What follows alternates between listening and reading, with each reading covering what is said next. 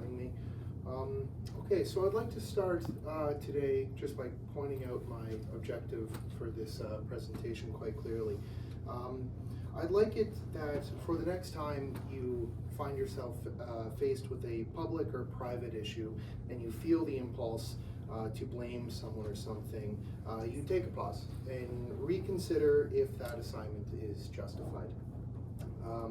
Some of you likely already do this in many cases, but I'm not just talking about the inconveniences or mistakes that your friends or colleagues may have made.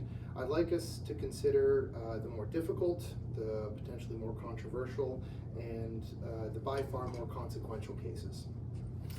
So given the theme of the event, I wasn't totally sure how a philosophy student was supposed to give advice on how to build back better. Historically, we've not been in the business of building things, often quite the opposite. So I decided to take some creative liberty and tweak the theme to how to build back together. So, like any confident philosopher, I should start with the definition. So what are we doing when we're assigning blame? Simply put, we're making a causality claim. We're making a claim about causality with moral implication. To assign blame is to claim the cause of a negative event is a person or a group acting immorally or in a socially unacceptable manner. But a less technical underlying consequence of assigning blame is drawing the line between those who are responsible and those who are not. This is the kind of behavior that I argue we should try to avoid if we're in the hopes of trying to build back together. Now, historically, there's nothing new about finding a group to blame for a complex social or political issue. As early as the 14th century, Jewish people had been murdered en masse for causing the bubonic plague, which was not true. In the 17th century, in colonial Massachusetts, they held the Salem witch trials because of the disagreements between clergy and the citizens. And in the 20th century, Russia lost 20 million of its citizens due to rhetoric of common enemy politics that was based on blaming landowners and bourgeoisie for economic and political misfortune. Now, we don't have to go that far back to find evidence for this kind of line division or scapegoating.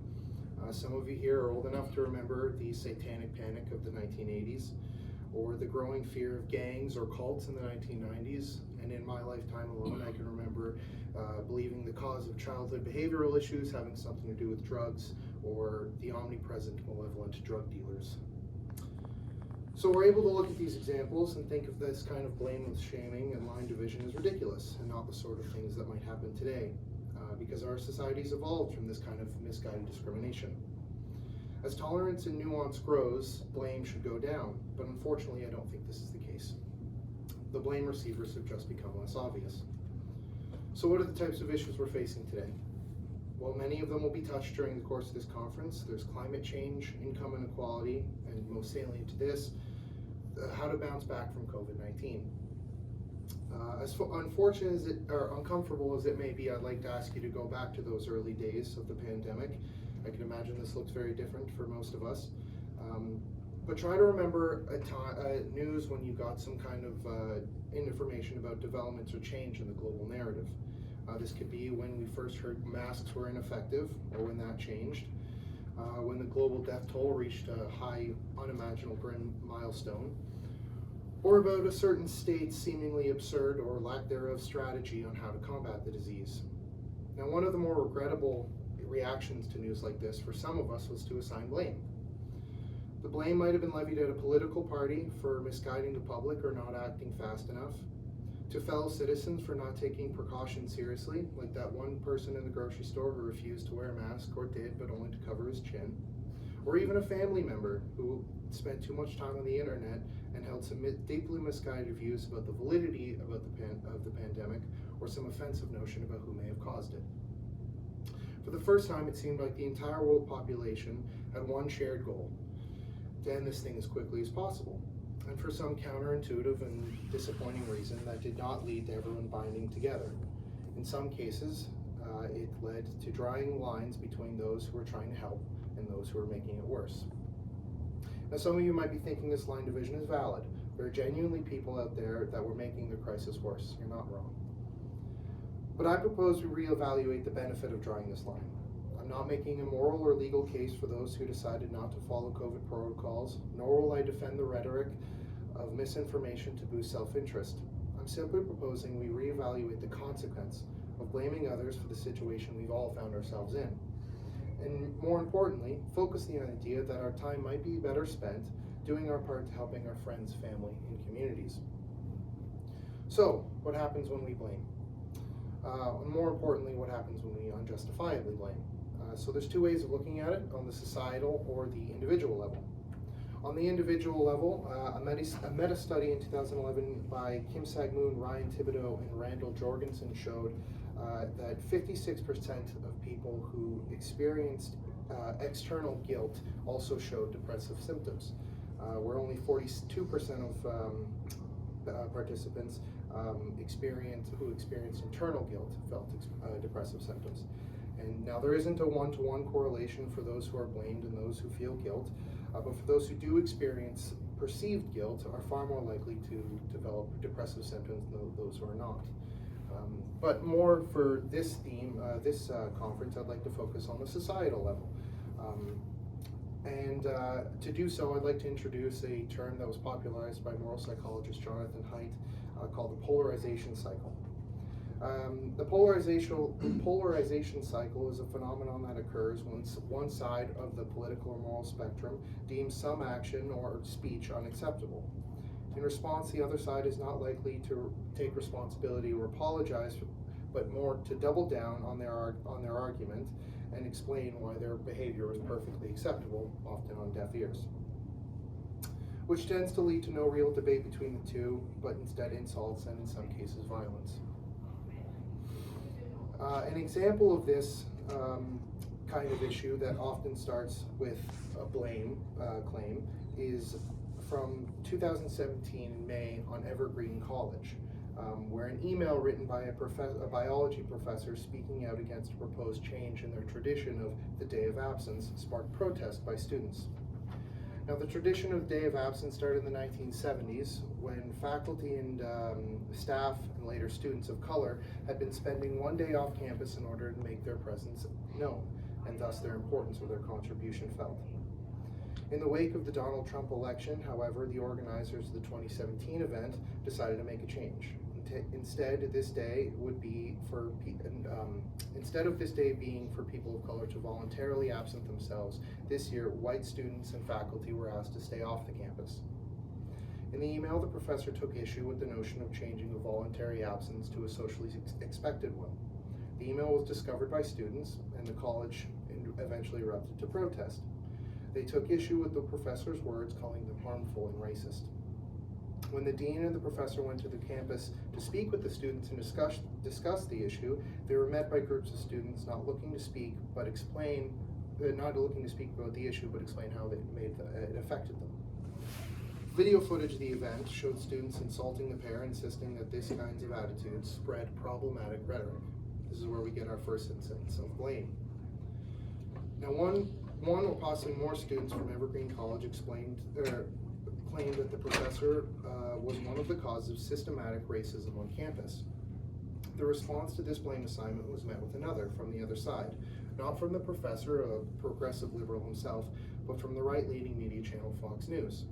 Once they had seen the footage, they began running stories with the editorial bent, "Crazy liberals take over college over one little email." Naturally, due to the online supporters of the right heard about the story, took it out of context, and began harassing faculty and students online. And due to this harassment, protest ensued on campus, and polarization grew between the two sides. Now, Pew Research Center has shown that this kind of polarization is actually growing by quite a lot, often due to the use of scapegoating or blaming a group. In a study that asked participants to agree or disagree with some political statement, they showed that across most demographics, such as men and women, old and young, rich and poor, the answers had not changed much from 1997. The questions that led to the greatest polarization often included some kind of blame assignment to a group, and showed that the groups that varied the most over the past 20 years were between the right and the left. Such statements that show the highest polarization between the two are claims such as immigrants today are a burden on our country because they take our jobs, housing, and healthcare. So finding someone to blame tends to lead to less social cohesion and higher tensions between the two political sides of the spectrum. Okay, now up until this point, I've only been doing deconstructive work, trying to show the consequence of blame, but the case too must be made for when blame is justified. Holding people and groups accountable for immoral actions is one of the functions of society and arguably one of its best deterrents for unacceptable behavior. So not to throw the baby out with the bathwater, I'd like to offer 5 conditions in which an accusation of blame must be met for it to be considered justified. These conditions are meant to are in order to counter the negative consequences that I've been discussing, and in part supported by a paper by Paul Billingham and Tom Pear's Morality of Public Shaming. So the first condition, accuracy. The action of the accused must have directly affected or directly caused the negative event in question. This may seem like an obvious condition, but it's by far the most important and can be one of the most difficult to meet. The failure to meet this condition is often the spark that sets off that polarization cycle, since one of the most common ways of mistakenly meeting this condition is observing someone or some group either not caring about the event in question, contributing to it in some very small way, or praising the outcome of the events, yet having no part to play in it. We often see these accusations of blame being widely accepted even if we don't meet this condition. For example, our friends on the right have often blamed people of lower economic status for their own situation, often summarized in the belief, if you're poor, it's because you're bad with money. And we have our friends on the left who blame the complex issue of economic inequality on the existence of billionaires, summarized by popular taglines, eat the rich or down with the 1%. Next, we have proportionality of method. The method of blame in which blame is conveyed must be proportionate to the severity of the event. This condition focuses on how one is supposed to blame. If a coworker were to take a pencil off your desk, is the solution to contact your supervisor and report them for theft? Or should you tweet their name and explain the injustice done against you? Probably not, because that kind of conflict only requires a small confrontation. Now, on the other end of the spectrum, when there are systematic questions at issue, maybe a small confrontation is not enough, and in order to do right by all the parties, the accusation must be public and loud. Such is the case with Harvey Weinstein, where his quiet out of court settlements clearly didn't do anything to deter the behavior, but once the accusation was loud and public, the behavior stopped and an industry changed its status quo. Third, specificity. If the blame is being levied at a group, the group must be clearly defined. Now, there are 2 groups that suffer the most for not meeting this condition for an accusation. The first is minorities of any kind. Discrimination on a societal level to any group often comes in the form of blame.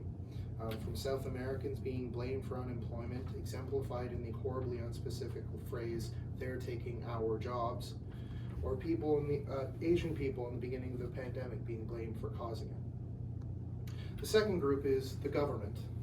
The group that is cited for causing everything from homelessness, hospital waits, the cost of preschool, to terrorist attacks, 5G radiation, and lack of proof for the existence of aliens. If it is more than one person you believe is responsible for some negative event, be specific about exactly who that is. It cannot be trans people, teachers, or Trump supporters, because you're roping in too many people who had nothing to do with it, and you're generalizing and demonizing the whole group unfairly. If you're going to blame, get names. Fourth, room for accountability. The blame must be offered in a way that the receiver can do something to address the problem. Now, this condition is meant to bar any blame that is only meant to harm individual or group, as opposed to actually addressing the negative event that took place. Cases that fail to meet this condition are similar to the cases that fail to meet the third. If a group or person is being blamed for some complex social issue like immigration, abortion laws, or corruption, the party in question usually has no way of addressing that issue, at least not in any meaningful way. Failing to meet this condition can also lead to dividing away from the actual problem. Like many of the historical events I mentioned in the beginning, those issues did not go away once a scapegoat was found. Blame should be levied for the sake of preventing similar cases from reoccurring, not simply to demonizing the parties involved. Demonization often accompanies prevention, but it is not the primary goal. Fifth and final, altruistic motivation. The individual or group who is making the accusation of blame must be doing so with the intention of causing more good than harm and not solely to benefit themselves. And this is the only condition that applies to the party levying the blame, and it is a simple condition. If you're going to blame someone for something or some negative event, take a moment and reflect on your motivation. Are you using logical or emotional reasoning? Do you know that X caused Y, or does that just fit your narrative? Answering these questions can be difficult and in many cases quite uncomfortable. But this is because altruism is no simple endeavor. Sometimes the easy conclusion is not always the altruistic one. It's easy to reach a conclusion such as sweatshops are exploitative, or that free-range meat is more morally acceptable than factory farming. But if you take a moment and look at the whole picture, it becomes very complicated. In some cases, sweatshops provide the sole source of income for an entire family or entire community, and free-range farming has the lowest ratio of land use to caloric output than any other form of food production. Simply put, having an altruistic motivation is complicated. If you reach a conclusion quickly, you should probably keep digging. Now, to illustrate the sufficiency of all 5 of these conditions, I'd like to give you a real-world case of blame where all 5 were met and a beneficial outcome followed. In April of 2017, Oklahoma Attorney General Michael Hunter filed lawsuits against private pharmaceutical company Purdue Pharma and the Sackler family.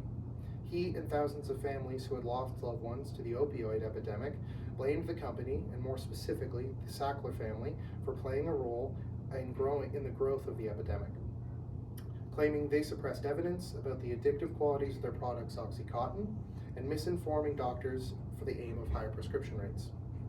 Before the lawsuit was ever filed, Michael Hunter and his associates spent years collecting evidence showing that Purdue Pharma was burying studies that proved their product was addictive, led to heroin use, and could often lead to death. Their claim was accurate, the first condition. Purdue and the Sackler family had continuously refused to change their marketing strategies, even as evidence became clear when individual families had attempted to sue them. So the only way to make a significant change was to file a multi-million-dollar lawsuit with hundreds of families giving testimony. It was proportionate. The first lawsuit showed a direct link between the executives of the companies and the negligent practices. As more information about the scandal emerged, the death toll rose. Later lawsuits were directly sent to the members of the Sackler family, namely Arthur, Mortimer, and Raymond Sackler. They were specific. The demands from the criminal and civil lawsuit were not just aimed at monetary settlements. The goal for Michael Hunter was to have the FDA accurately warn patients and doctors about the effects of these drugs and have people well informed about the studies that were buried. The goal was not to put Purdue or any manufacturer of opiates out of business. It was to cease the corrupt business practice that took advantage of patients' ignorance towards pharmaceuticals. There's plenty of room for accountability. And finally, the individuals who all took part in the lawsuit had one thing in common: they had lost loved ones. As many of their testimony shows, they did not want others to have to go through this kind of pain. So by identifying the people who benefited and make them accountable for their actions, we could do more to be informed about the drug and lead to real change, making these lawsuits clearly altruistic. Now, just a reminder, the theme here was building back better, and in my estimation, I think things tend to get better when people work together. It's easy to blame someone or some group for a complex issue or a monumental change in everyday life. That's likely why we've been doing it for so long. But blame without doing your due diligence only leads to suffering and polarization. The path ahead is challenging, and part of that challenge will be to avoid easy conclusions and simple solutions. So the next time you want to blame, take a moment and think about what you can do to address the problem, or how you may have played a role in causing it. At the very least, the next time you find yourself looking to blame, remember that it might be easy, but it probably won't help.